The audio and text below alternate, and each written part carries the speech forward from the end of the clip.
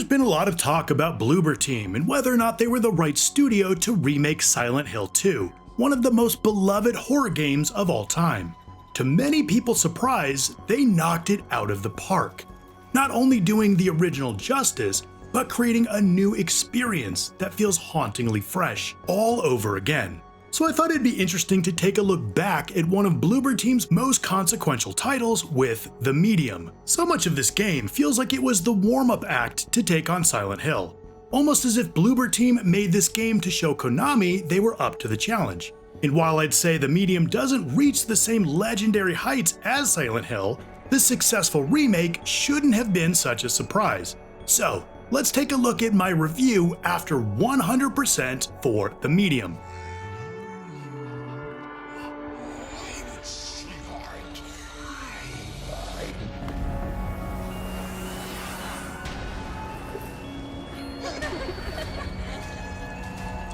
The story is undoubtedly the star. The Medium is exquisitely paced and plotted, with multi-dimensional characters and a complex but not convoluted supernatural mystery to uncover. We open with a strong emotional gut punch as Marianne prepares the body of her adoptive father for burial shortly after his death. Without many words, and without overt emotions, you feel the weight of this moment. The power in this, and many scenes, is in restraint. The subtleties make these moments more real.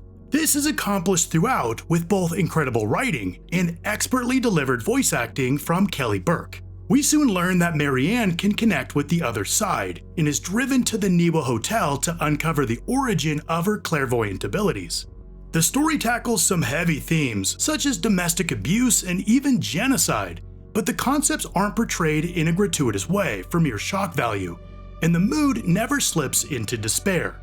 I had several running theories about what was going on at the haunted Niwa resort that all made sense in my head, but the true answer ended up being even more elegant and poignant than I guessed. The Medium sees Bloober Team leaning into its Polish history, with the game set in post-communist Poland, a thread that runs throughout the heart of the game's narrative. It creates a dour tone that's all its own, and while this tone is felt permeating every moment, a lot of that is conveyed through the gameplay. To be clear, this is not a survival horror game. The Medium is more of an adventure game with psychological horror elements. This means while you'll feel vulnerable, you won't be managing limited resources or deciding the best way to survive against threats. There's very little in the way of balancing the risks associated with survival horror. Instead, the bulk of the gameplay has you searching the environments for clues or objects that open up new areas and progress the story, while solving environmental puzzles. There are plenty of odd-shaped keys to find, valves to turn, and broken lever handles to repair, which on paper may sound a bit bland. However, using Marianne's reality phasing abilities to uncover and obtain these items makes the Medium feel distinct. And that kept me engaged in clearing a path through its increasingly ominous obstacles. This is, without a doubt, the standout feature and one of the Medium's strongest connections to Silent Hill. At specific moments, the screen will split to reveal parallel spirit and physical worlds side by side, and you'll suddenly be controlling two versions of Marianne at the same time. When both worlds are visible, it's an incredibly striking contrast. On one side of the screen, the flesh and bone Marianne will be moving along a dimly lit hotel corridor. On the other, her silver-haired spiritual form will be stalking through a hollowed-out hallway to hell. On both sides of the divide, the environments are exceptionally well realized.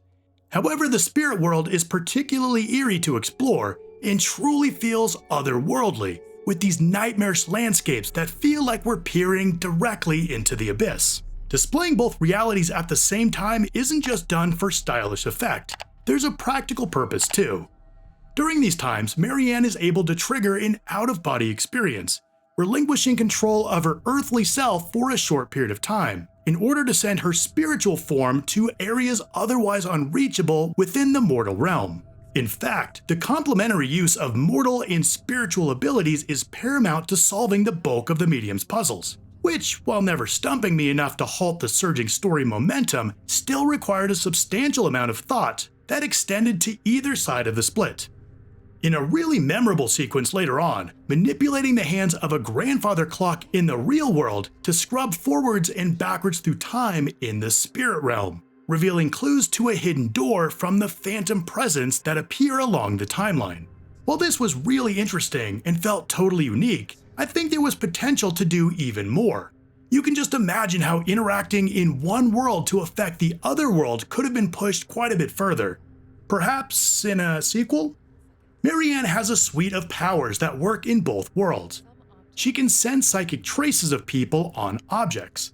Through these traces, she can either hear conversations or reconstruct ghostly scenes that can lead to clues or aid in puzzle solving. She also has a psychic shield, which is used in the mirror world to either repel evil forces or overcome certain barriers. She has the ability to deliver a blast of energy that can do things like power a broken fuse box or elevator. Marianne can only store so much energy, which is visually represented as a series of fungal-looking growths on one arm. The more energy she has, the more rings there are. In addition to the limited energy while in spirit form, Marianne can't stay out of her body for too long or she'll die.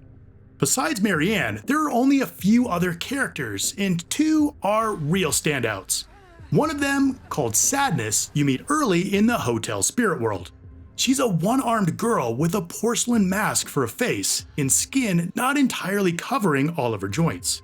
Her look invokes empathy and pity, which is further heightened by the expert voice work by Mary Elizabeth McGlynn. The other standout is the main antagonist, simply known as the Maw. Where are you? Where is she?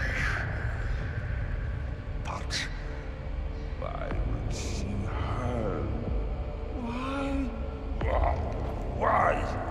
Similar to Mr. X from Resident Evil 2, the Maw relentlessly pursues you throughout the game. Since there's no combat, you play hide and seek with him, first in the spirit world and then later in the physical world. This character adds a much needed dose of action and tension. With his imposing figure and snarling voice, every encounter with him is absolutely butt-clenching. You really feel these moments. And that's been a strength of Bloober Teams since their early days, pulling emotion from you with sheer mastery of presentation, and the medium is no exception.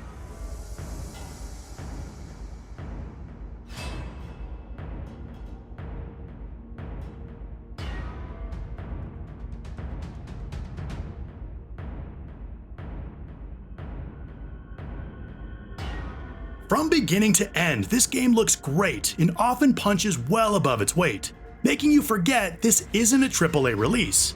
With detailed textures, intricately crafted environments with ray tracing that make everything pop. The performance was solid at 4K, but only 30 frames a second. This is a bit disappointing, and a likely trade-off considering the split-screen mechanic. The locations feel real but decayed, once alive but now long dead. The Niwa Resort is the epitome of brutalist architecture from post-communist Poland. Cold and vast. The perfect setting to keep you uneasy. You definitely feel you're not welcome here. The fact that many of the environments have both physical and spiritual versions already creates a lot of variety in visual interest, but as the story progresses, the types of environments also increases. While the character models aren't terrible, they're probably the weakest aspect of the overall presentation. Oftentimes the eyes create that uncanny valley doll effect, particularly in close-ups. However, since we're normally pulled back far enough, it's rarely noticeable. The overall character designs, however, are actually really great and quite haunting. The porcelain death masks on many of the characters are so unsettling. Not only do these faceless faces put you on edge, but they have an important significance that dates back thousands of years. Ancient Egyptians would bury someone with a death mask to allow their spirit to find their body in the afterlife. Those Marianne interacts with are bodies of the dead who've been separated from their spirits and are thus stuck in a sort of purgatory. It's a really great design choice. And the Maw may go down as one of video games' most terrifying villains. He's right up there in the same company as Pyramid Head from Silent Hill 2 or Lisa from PT. Music is sparse and uses a low, throbbing presence to make you feel isolated and burdened with a heavy load. Sound and environmental cues are excellent, and also highlight the mood with disembodied voices moaning or mournful wind chimes tinkling.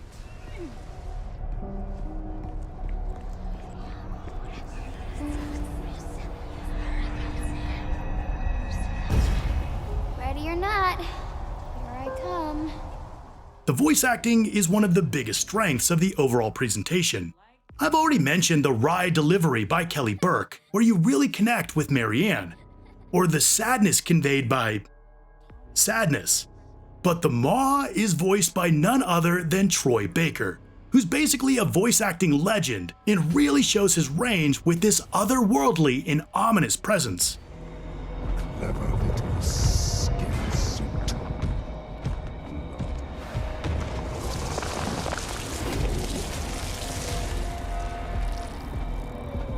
I'm so happy. So happy.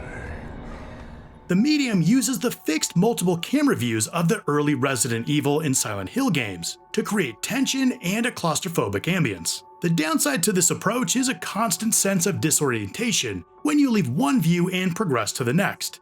You'll find yourself course correcting quite often. The game makes good use of DualSense feedback. It's amazing how even a little dose of controller feedback can make the game feel so much more immersive. And by far the best uses come when you're using your spirit abilities. Of course, I had to complete this game 100%, and thankfully the completion process to get all of the trophies is pretty simple, and can be done in a single playthrough. You'll want to ensure you examine or pick up everything in the environment. There are a number of postcards, echoes, memory shards, and more to collect. Additionally, you'll want to be particularly stealthy around the Maw. Most of the other trophies are story related and unmissable. I actually missed 2 items on my first playthrough, so I had to do part of a second playthrough since there isn't a chapter select. Even with that, it took me under 10 hours to get the platinum. With each game they release, Bloober Team continues to make strides, and the medium is another good step forward. The story is genuinely intriguing with interesting and multi-dimensional characters brought to life with brilliant voice acting. The puzzles are an engaging challenge that pulls you into the broader supernatural mystery. The Maw is a terrifying addition to the horror antagonist pantheon, who's actually threatening and fills the game with a heavy sense of dread throughout. The visuals and sound are polished and suck you in, and the overall psychological horror is just the right amount of wrong. You can absolutely see why Konami was confident in Bloober Team's ability to take on Silent Hill after playing through the medium. If you liked the video, hit like, drop a comment, and of course subscribe. And if you want more of my thoughts, check out my video right here. I want to thank you so much for watching, and I'll see you next time.